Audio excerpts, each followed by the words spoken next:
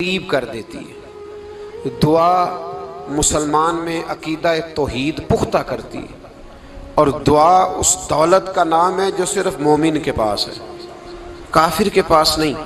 نبی پاک علیہ السلام نے فرمایا الدعاء صلاح المومن، دعا مومن کا ہتھیار ہے، کافر کے پاس یہ ہتھیار نہیں ہے۔ مومن جب اپنے مالک کے حضور دعا مانگتا ہے نا، دنیا میں آپ کسی سے زیادہ مانگیں تو وہ ناراض ہو جاتا ہے، وہ کہتا ہے بھائی تو نے تو کام بنا لیا ہے، کل بھی دیا تھا، پرسوں بھی دیا تھا، روز روز تجھے کون دے؟ میرے نبی پاک علیہ السلام نے فرمایا جو اپنے رب سے زیادہ مانگتا ہے رب اس سے زیادہ راضی ہوتا ہے، زیادہ راضی ہوتا ہے۔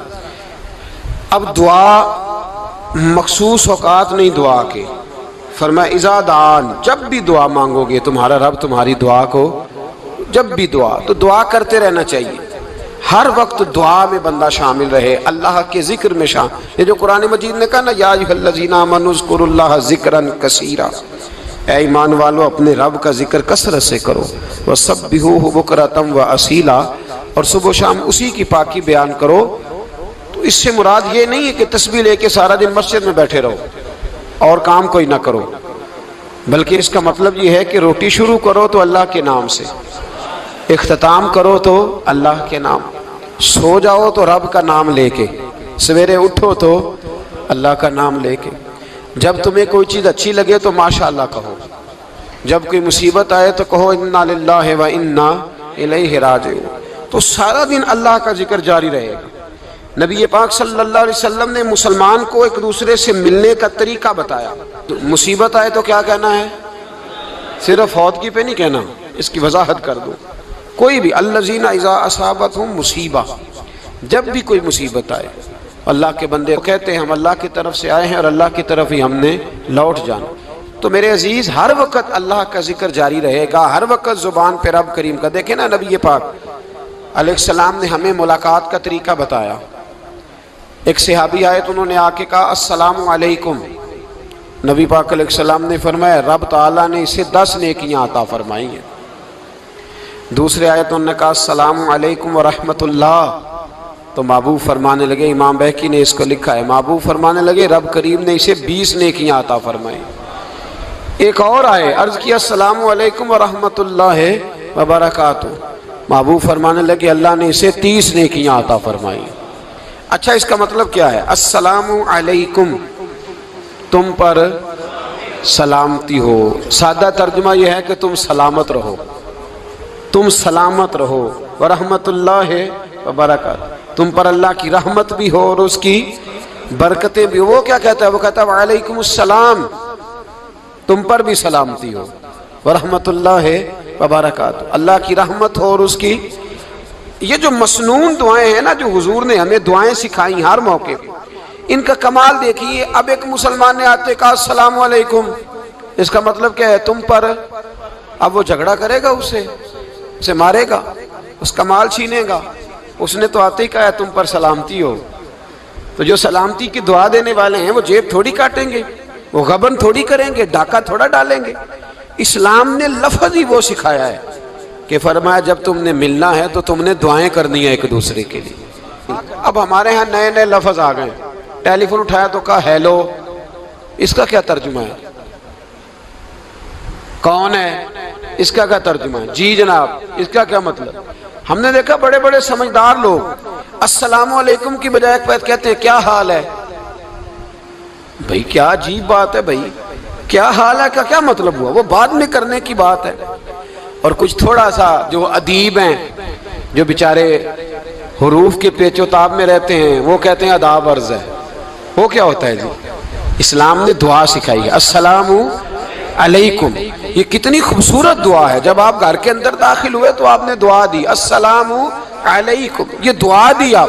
ایک صحابی حاضر خدمت ہوئے، عرض کی یا رسول اللہ صلی اللہ علیہ وسلم میرے گھر میں غربت رہتی ہے، کیا کروں؟ نبی پاک علیہ السلام نے فرمایا جب بھی گھر جایا کرنا گھر والوں سے سلام لیا کر، گھر والوں سے کیا کہا کر؟ السلام علیکم، جب بھی گھر جائے۔ یعنی گھر آیا، اب گھر والوں نے بتایا کہ ماچس کی ڈبیا تو لے آؤ، اب یہ دکان کونے پہ تھی گھر والے پہ، وہاں سے ماچس کی ڈبیا لے کے واپس گیا تو کہنے لگا السلام علیکم۔ پھر گھر والوں نے کہا ہو بتانا یاد ہی نہیں رہا، چینی بھی ختم ہو گئی ہے۔ تو یہ پھر گیا چینی لینے، لوٹ کے آیا تو کیا کہا؟ جب اللہ چاہتا ہے تو کہے، جب اللہ کے رسول چاہتے ہیں تو کہے۔ اس کا ترجمہ یہ ہے کہ تو کہہ، تو سلام لے۔ اللہ رسول چاہ رہے ہیں کہ تو سلام لے تاکہ تیرے گھر میں سلامتیاں ڈال دی جائیں۔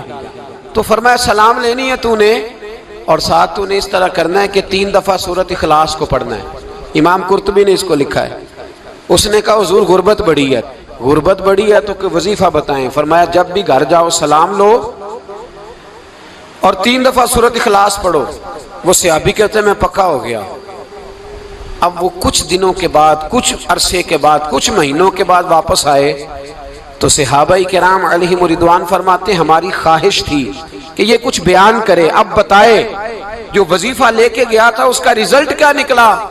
کہتے اس نے بڑی حیرت انگیز بات کی، حیرت انگیز عجیب انداز میں۔ کچھ لوگوں کا دل ہوتا ہے نا کہ مجھے ملے میرے پڑوسی کو نہ ملے، اور کچھ کا دل ہوتا ہے یار مجھے بھی ملا ہے اور الحمدللہ میرے پڑوسی کو ملا ہے۔ تو صحابی جب حاضر ہوئے تو صحابہ کہتے ہیں ہمیں تجسس تھا کہ یہ کچھ بتائیں، تو حضور نے فرمایا کیا حال ہے تیرا؟ کہا یا رسول اللہ کمال ہی ہو گئی ہے حضور، میں جب بھی گھر جاتا ہوں سلام لیتا ہوں اور 3 دفعہ سورۃ اخلاص پڑھتا ہوں، میں تو امیر ہو ہی گیا ہوں، میرے تو ہمسائے بھی امیر ہو گئے۔ کتنا پیارا ہے یہ جملہ، کتنا حسن ہے، اتنا اچھا لفظ کسی اور کے پاس ہے ہی نہیں جو الفاظ ہمیں ہمارے رسول نے عطا فرمایا۔ اس کو اپنائیے، اس کو اپنائیے۔ یہ الگ بات ہے کہ لوگ مطلب کے لیے سلوٹ کر لیتے ہیں بڑا سارا، لیکن مطلب کے لیے نہیں۔ جس کو جانے اس سے بھی سلام لیں، جس مسلمان کو نہیں جانتے اس سے بھی۔ تو نبی پاک نے ہمیں مسنون دعائیں سکھائیں۔ رات کو جب سونے لگیں اللہ کے رسول صلی اللہ علیہ وسلم نے ہمیں دعا سکھائی۔ حضور نے فرمایا جب سونے لگو تو مسلم شریف میں فرمایا تم نے یہ دعا پڑھنی، اللہم باسمک اموت و احیا۔ تم نے کہنا اے اللہ میں تیرے نام پر مرتا ہوں اور تیرے نام پر جیتا ہوں۔ نبی پاک صلی اللہ علیہ وسلم نے ایک حدیث میں فرمایا کہ یہ جو نیند ہے نا یہ موت کی چھوٹی بہن ہے، یہ موت کا ایک حصہ ہے۔ جس طرح انسان سو جائے تو کوئی خبر نہیں ہوتی کیا ہو رہا ہے، بالکل وہ اٹھا ہے تو اس نے کہا ہو یہ کیا ہوا، سو جاتا ہے نا آدمی اسے خبر نہیں ہوتی، اوہو میں نے تو 11 بجے اٹھنا تھا یہ تو 3 بج گئے، اب اسے خبر نہ رہی۔ سوتے ہوئے لوگ چوری کر لیتے ہیں، بلکہ اس طرح بھی ہوتا ہے کہ آدمی نے گکھڑ اترنا تھا، وہ پنڈی سے آ رہا تھا لیکن وہ سویا ہوا تھا، آنکھ تب کھلی جب کاموں کی آ گیا تھا، اب اس کا اس پر زور۔ تو فرمایا کیا پتا اب تو کھل گئی کاموں کی، جا کے لاہور جا کے کسی جگہ پہنچ کے، تو یہ بھی ممکن ہے کہ کھلے ہی نہ، نیند ہی موت کا سبب بن جائے۔ تو کہہ کے سو کہ یا اللہ تیرے نام پہ سو رہا ہوں، اللہ کس نام پہ سو رہا ہوں؟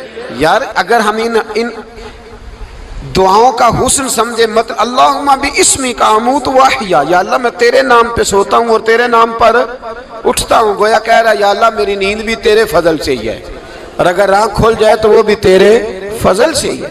کتنا اعلیٰ نبی پاک علیہ السلام نے انداز سکھایا۔ اور پھر بخاری شریف میں حدیث موجود ہے، فرمایا جب اٹھو تو کہو الحمدللہ الذی احیانا احیانا بعد ما اماتنا والیہ النشور۔ فرمایا جب تم سو کے اٹھو تو پھر کہو اے اللہ ساری تعریفیں تیرے لیے، تمام تعریفیں جس نے ہمیں موت کے بعد حیات دی، موت کے بعد فرمایا احیانا بعد ما اماتنا، ہمیں مرنے کے بعد گویا اللہ کا شکر ادا کر کے آنکھ کھل گئی۔ دیکھیں کس طرح اسلام مسلمان کو اللہ کے ساتھ جوڑتا ہے۔ فرمایا شکر کر، آنکھ کھل گئی، کہ یا اللہ تیرا شکر ہے تو نے موت کے بعد ہمیں دوبارہ حیات عطا فرمائی، یہ شکر ادا کرو۔ گویا تم یہ نہ کہنا کہ میں اٹھ گیا ہوں تو میرا کمال ہے، یہ نہ سمجھنا میں اٹھ گیا ہوں تو میں بڑا پابند ہوں، جب میں ارادہ کر لوں کہ میں نے 11 بجے اٹھنا ہے تو پھر میں اٹھ جاتا ہوں۔ یہ نہ کہنا کہ یہ الارم بڑا اچھا ہے، یہ مجھے اٹھا لیتا ہے۔ ذہن کے اندر خیال کر کہ نیند تو موت کی طرح تھی، یہ جو میں اٹھ گیا ہوں تو اپنے رب کے فضل سے اٹھا ہوں، جو میں اٹھ گیا ہوں، جو ابھی اٹھے ہیں وہ تو بول دینا کم از کم کہ میں اپنے رب کے فضل سے اٹھ گیا۔ تو دعا سکھائی۔ پھر دیکھیے نبی پاک صلی اللہ علیہ وسلم نے فرمایا جب تم بیت الخلاء میں جاتے ہو نا، واش روم میں جاتے ہو، تو گندی چیزیں ہوتی ہیں وہاں، شیطان ہوتے ہیں، جنات ہوتے ہیں، یہ گندگی پہ ہوتے ہیں۔ جب تم واش روم جاؤ، بیت الخلاء جائے، تب بھی دعا مانگو۔ کیا دعا مانگو؟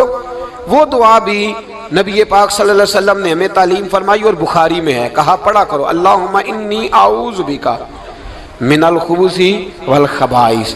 کہو اے اللہ ناپاک چیزوں سے میں تیری پناہ مانگتا ہوں، وہ نر ہوں یا مادہ ہوں۔ اللہ میں تیری پناہ مانگتا ہوں۔ واش روم کے اندر بہت ساری بری چیزیں ہوتی ہیں، جوان میری بات پر توجہ فرمائیں، وہاں بہت ساری گندی چیزیں ہوتی ہیں۔ انسان کئی دفعہ واش روم میں جاتا ہے، اسے وسوسے زیادہ آتے ہیں، یہ نوٹ کریں میری بات کو۔ اصل میں نا ہم بات ڈھونڈ رہے ہیں علاج اپنی بیماریوں کا، حالانکہ علاج تو سارا مدینے والے رسول کے پاس موجود ہے، محبوب کے پاس ساری دوائیاں ہیں۔ تو نبی پاک علیہ السلام دیکھیں نا، انسان واش روم میں جاتا ہے اسے وسوسے آتے، برے خیالات آتے، وہ گناہ کی طرف کئی دفعہ مائل ہوتا ہے، تو کہا تو دعا پڑھ کے جا اللہم انی اعوذ بک، یا اللہ میں تیری پناہ مانگتا ہوں، من الخبث والخبائث، ہر خبیث اور بری چیز سے میں تیری پناہ مانگتا ہوں، وہ نر ہو یا یار کتنا عظیم دین ہے، کتنا عظیم میرے مصطفیٰ کریم کا وہ والا دین ہے۔ اصل میں اللہ کرے بی اے پاس بچے کو بیت الخلاء کی دعا بھی یاد ہو جائے، ایسے یاد ہو جائے، اور اس کے ماں باپ سمجھ لیں کہ جوان ہو گیا ہے، تو اب ہو سکتا ہے اس کی طرف شیطان حملہ زیادہ کرے، اسے خراب کرنے کی کوشش کرے، تو لہٰذا اسے دعا سکھائی جائے تاکہ اس کو پہلے سے پتا ہو کہ میں نے اس بے ایمان سے بچنا کس طرح سے۔ اب آپ دیکھیے نبی پاک علیہ السلام نے ہمیں دعا سکھائی، مصنف ابن ابی شیبہ میں۔ کون سی دعا؟ واش روم سے نکلنے کی۔ اللہ اکبر، بڑی زبردست دعا ہے، بڑی زبردست۔ آپ یقین کریں اس ایک ایک دعا پر ایک ایک پورا بیان ہو سکتا ہے، ایک ایک۔ یہ اس لیے نہیں میں کہہ رہا کہ میں کوئی عالم فاضل آدمی ہوں، آپ کہیں گے کہ بتا رہے ہیں میں بڑا پڑھا لکھا ہوں، صرف یہ عرض کر رہا ہوں کہ اس کے فوائد پر، ثمرات پر جو اللہ تبارک و تعالی امت کو دیتا ہے، ان دعاؤں کی جو فضیلت حدیثوں میں آئی ہے، اور پھر جو اس کے فوائد ہے، اگر اس پر بات کروں تو ایک دعا تقاضا کرتی ہے کہ اس پر پورا ایک لیکچر ہونا چاہیے۔ دیکھیے آپ واش روم سے نکلے، دعا کیا ہے؟ دعا کے لفظ کیا؟ الحمدللہ الذی، ایک حدیث میں لفظ ہے غفرانک، غفرانک، اے اللہ میں تجھ سے بخشش چاہتا ہوں۔ اور جو مشہور اور معروف ہے مصنف ابن ابی شیبہ کی روایت، فرمایا الحمدللہ الذی اذھب عنی العذاب وعافانی، فرمایا اے اللہ تیرا شکر ہے۔ واش روم سے نکلا ہے تو کہہ رہا ہے یا اللہ تیرا شکر ہے، تو نے مجھ سے اذیت دور کی، وعافانی، اور تو نے مجھے عافیت عطا کر دی، اذیت دور کر دی اور عافیت۔ بولیے، واش روم سے نکلا ہے تو کیا کہتا ہے؟ یا اللہ تیرا شکر ہے، تو نے مجھ سے اذیت دور کر دی اور مجھے عافیت۔ ڈاکٹر حکیم ہومیوپیتھک ایک چیز پر متفق کم ہوتے ہیں، پتہ ہے نا آپ کو، لیکن اس بات پر سب کا اتفاق ہے کہ اگر کسی کو قبض ہو جائے نا تو شاید 70 یا 72 بیماریاں لگ جاتی ہیں اس کو۔ اور جب آدمی کو قبض ہوتی ہے نا، پیٹ کے اندر فضلہ جم جاتا ہے، خارج نہیں ہوتا، اس کو اعصاب کی بیماری ہوتی ہے، اس کے ذہن پر اثر ہوتا ہے اس چیز کا۔ آپ یہ مت سمجھیں کہ کھانا کھانا یہ کمال ہے، اللہ نے یہ بھی نعمت بنائی ہے کہ کھانا جب خارج ہوتا ہے تو وہ بھی اللہ کا بہت بڑا احسان ہے۔ تو فرمایا تو سمجھا ہی نہیں، اگر تجھے قبض ہو جاتی، تیرے پیٹ کے اندر وہ چیز جم جاتی، تیرے لیے کتنی تکلیف کا باعث تھی۔ ان لوگوں سے پوچھئے جو اس کے بیمار ہیں، اس کے مریض ہیں، وہ کتنی تکلیف میں رہتے ہیں، سر میں درد ہوتا ہے، سر چکراتے ہیں۔ ایک بہت بڑا روڈ ایکسیڈنٹ ہوا تو ڈرائیور سے لوگوں نے پوچھا کہ مسئلہ کیا ہے، تو کہنے لگا میں قبض کا مریض ہوں، تو میں کھانا کھا لیتا ہوں تو میرے ذہن پر وہ اس قدر زیادہ گیس کا غلبہ ہوتا ہے کہ میں سخت تکلیف میں ہوں۔ نبی پاک علیہ السلام نے ہمیں سمجھایا اور بتایا کہ سمجھ لو یارو، کھانا کھانے کی نعمت تو اللہ نے تمہیں عطا فرمائی ہے، لیکن کھانا کھانے کے بعد اس کا اخراج بھی اللہ کی بہت بڑی نعمت ہے، تو اللہ کا شکر ادا کرو۔ پھر جب آپ گھر سے نکلیں گے تو بھی اس کی دعا ارشاد فرمائی، بسم اللہ तवक्कलतु अलल्लाह, अल्लाह के नाम से घर से निकलता हूँ और मैंने भरोसा भी अल्लाह के नाम पे किया। जब घर से निकलें तो किसके नाम पे भरोसा करें? बोलिए। हज़रत राबिया बसरिया रहमतुल्लाह अलैहा, आप तशरीफ़ ले गई हज करने, जिस दिन वापस आई अपना ऊँट कह गई जाती दफ़ा, कहने लगी अल्लाह मैं तेरे हवाले करके जा रही हूँ और बिस्मिल्लाह तवक्कलतु अलल्लाह, भरोसा भी तेरी ज़ात पे है। जिस दिन वापस आई ना उसी दिन किसी ने बताया कि अम्मा आज ही तेरा ऊँट मर गया है। तो ऊँट के सराहने खड़ी होकर कहने लगी मौला मैं तो तेरे नाम पे, तेरे पे भरोसा करके गई थी, तेरे हवाले, मैं तो तेरे घर गई थी। तो लोग कहते हैं अम्मा के मुंह से लफ्ज निकले तो ऊँट जिंदा होके खड़ा हो गया, खड़ा हो गया हूँ। तो अम्मा कहने लगी नहीं तुम्हें ही गलती लगी है, मरा ही नहीं था, पहले से ही मौजूद था, गोया अपनी करामत भी नहीं जाहिर होने दी। तो भाई घर से निकले तो किस लफ्ज पर कि या अल्लाह मैं तेरे भरोसे पे निकल रहा हूँ। मैं इसके दो फायदे होंगे, एक तो आप अल्लाह की अमान में जा रहे हैं, अल्लाह की अमान में आ रहे हैं, और दूसरा जिस घर को आप छोड़ के जा रहे हैं उसे भी अल्लाह की अमान में दे के जाए। तो कितना लज्जत वाली दुआ है जो नबी करीम अलैहिस्सलाम ने हमें सिखाई। अब जरा हदीस सुने खुश हो के, देखें हुजूर ने दुआ सिखाई। फरमाया जब देख लो ना किसी को हंसता हुआ, क्या करता हुआ, माशाअल्लाह आप तो हंसने लगे। जब किसी को हंसता हुआ देखो तो कहा करो अदहकल्लाहु सिन्नक, ये दुआ, ये बुखारी है। फरमाया दुआ मांगा करो, जब किसी मोमिन को हंसते हुए देखो तो दुआ मांगो अदहकल्लाहु सिन्नक, अल्लाह तुझे हंसता ही रखे, अल्लाह तुझे, बोलिए, जल ना जाया करो कि मैं परेशान हूं तो ये हंस क्यों रहा है, जला ना करो, बल्कि क्या क्या करो, अल्लाह तुझे हंसता रखे, अल्लाह तुझे।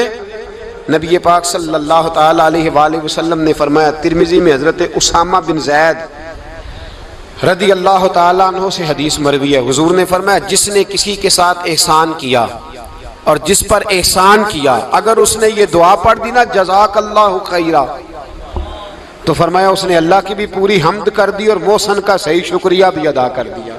क्या कहना है? जज़ाकल्लाहु, अल्लाह तुझे बेहतरीन जज़ा अता करे। इसका तर्जुमा क्या है? अल्लाह तुझे बेहतरीन, क्योंकि हुजूर फरमाते हैं मल्लम यशकुरुन्नास वलम यशकुरुल्लाह, जिसने बंदों का शुक्रिया अदा नहीं किया उसने अल्लाह का भी शुक्रिया अदा नहीं करना। तो क्या कहना चाहिए? जज़ाकल्लाहु खैरक।